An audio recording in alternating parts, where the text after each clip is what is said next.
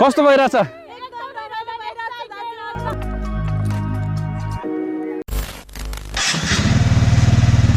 हाम्रो यात्रा दैलेखमा रहेको गुराँसेसम्मको यात्रा हो, जहाँ कि कुनै कुनै वर्ष हिउँ परिरहेको हुन्छ। यो वर्ष पनि हिउँ परेको छ। त्यही हिउँ हेर्नलाई हामी कोहलपुरबाट हाम्रो यात्रा सुरु गरेका छौँ। कोहलपुरदेखि सुर्खेत रोड हुँदै सुर्खेत वीरेन्द्रनगरबाट दैलेख रोड हुँदै हामी आफ्नो गन्तव्य गुराँसेसम्म पुग्नेछौँ। गन्तव्य गुराँसेसम्म भने पनि अगाडि भिडियोमा चाहिँ तपाईँले गुराँसेसम्म पुगेको देख्नुहुने छैन, किनकि हामी गुराँसेसम्म पुग्न सकेनौँ। कारण बाटोभरि हिउँले ढाकेको हुनाले हामी गुराँसेसम्म चाहिँ पुग्न सकेनौँ। हामी रातानाङ्लाबाट हिउँ हेरेर त्यहीँबाट नै फर्केका छौँ। अहिले चाहिँ हामी देउरालीको ओह्रालोबाट झर्दैछौँ। सुर्खेत गुराँसे हाम्रो गन्तव्य। हिउँ हेर्न जानलाई सबै आतुर छौँ। मेरो साथी र उसको श्रीमती, म र मेरो श्रीमती, हामी 4 जना यो सफरमा छौँ। र यहाँनिर चाहिँ हामीलाई हल्का अलिकति भोक लागेर टी ब्रेक गरिहालौँ। बिहान बिहान तातो समोसा पनि लिएर आएको छौँ, समोसा पनि खाइहालौँ भनेर हामी यहाँ रोकेको छौँ।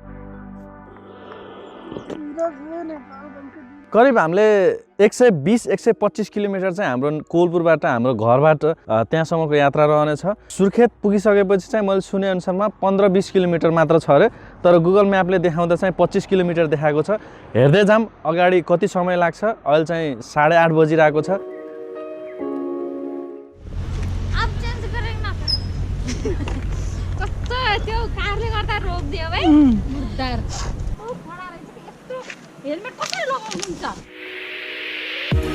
अप्ठ्यारो चाहिँ अलिकति एउटा कुराको भइरहेको थियो। मेरो साथीको ड्राइभिङ लाइसेन्स थिएन, तर मेरो बुढीको चाहिँ ड्राइभिङ लाइसेन्स थियो। त्यही भएर हामीले बेला बेलामा जति बेला हामीले अगाडि ट्राफिक देख्छौँ, लाइसेन्स चेक गरिरहेको, त्यस्तो बेलामा मेरो बुढीले चाहिँ मेरो स्कुटर चलाएर, मैले चाहिँ उसको बाइक चलाएर ड्राइभिङ लाइसेन्स चेकिङ प्रोसेसलाई हामीले पार गर्ने गर्थ्यौँ।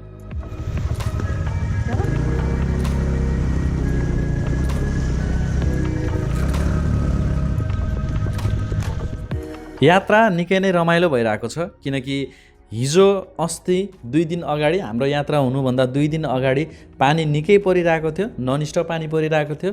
तर हामी हिँड्ने दिन चाहिँ घाम लागेर हाम्रो यात्रा एकदमै सहज र रमाइलो भइरहेको छ। हावा चिसो भए पनि घाम लागिरहेको हुनाले यात्रामा अलिकति भए पनि राहत मिलिरहेको छ। मेन त पानी नपरेर एकदमै रमाइलो भइरहेको छ। यदि पानी परेको भए सायद यो यात्रा हाम्रो एकदमै कठिन हुन्थ्यो होला।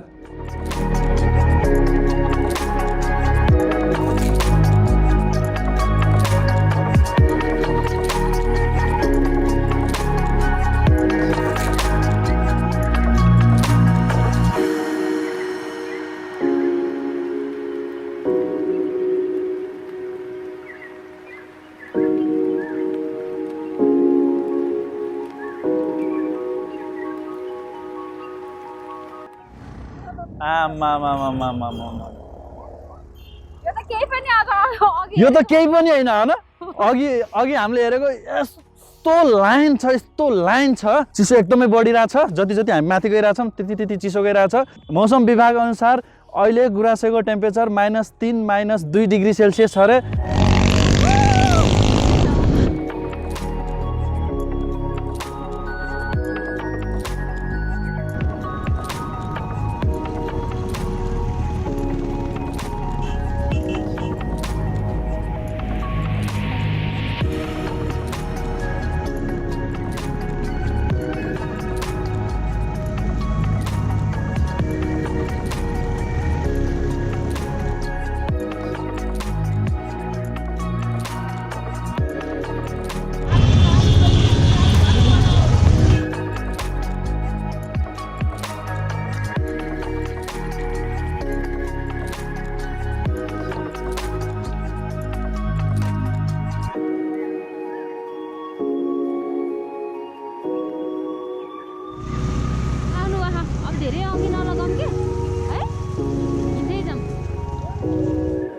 अलमोस्ट हामी गुराँसे पुग्न लागिसकेको थियौँ, तर गुराँसे पुग्नुभन्दा अगाडि बाटो चाहिँ यस्तो रहेछ। हिँड्न निकै गाह्रो, त्यही भएर सबैले यहीँनिर राखेर हामी चाहिँ उँभोतिर लागिरहेछौँ। गुराँसे आइपुग्न अझै समय लाग्छ अरे, लगभग भनौँ 4-5 किलोमिटर नै। चाउचाउ ल्याउन बिर्सेको रहेछौँ। चल्ता फिर्ता दुकान रहेछ यहाँनिर। फेरि कति रुपियाँ रे? चाउचाउ 20 को एउटा चाउचाउ। हिउँ निकै छ। हामी चाहिँ रातानाङ्लासम्म जाने प्रयास गरिरहेछौँ। सुनेअनुसार रातानाङ्लासम्म चाहिँ हिँड्दै जान सकिन्छ अरे। कस्तो भइरहेछ? कहाँदेखि आउनको? सुर्खेतदेखि? बाई।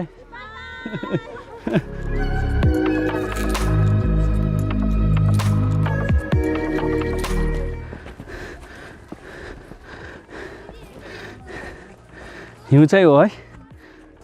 आम्मामा 6 बजी हिउँ छ यार। हामी चाहिँ मात्र रातानाङ्लासम्म आयौँ। यहाँसम्म हिँडेर आउन निकै गाह्रो थियो र अहिले त अलिअलि एउटा दुइटा बाइकहरू यहाँ हिँडिरहेछन् किनकि हिउँ अलि पग्लेर बाटो अलिक क्लियर भइरहेछ। हामी चाहिँ तलै राखिरहेछौँ। यहाँभन्दा अगाडि जान चाहिँ सकिन्न अरे, त्यही भएर हामी चाहिँ गएनौँ। यहाँबाट गुराँसे पुग्न अझै लगभग 1 घन्टा जति लाग्छ अरे, अझ बेसी नै लाग्न सक्छ अरे किनकि 4-5 किलोमिटर छ अरे। रातानाङ्लाको अलिकति यतापट्टि यो डाँडो जस्तो देखेर चाहिँ हामी यहाँनिर हल्का हिउँमा बसेर आनन्द लिनलाई यता छौँ।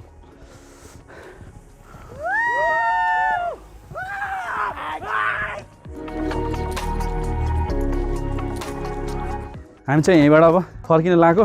धेरैको इच्छा र रहर चाहिँ गुराँसेसम्मै पुग्ने छ किनकि त्यहाँ एउटा भ्यू टावर छ र एउटा पार्क पनि छ जुन कि फोटोसोटो खिच्नलाई दामी छ। तर अब हामी चाहिँ यहीँबाट फर्किन लाग्छौँ।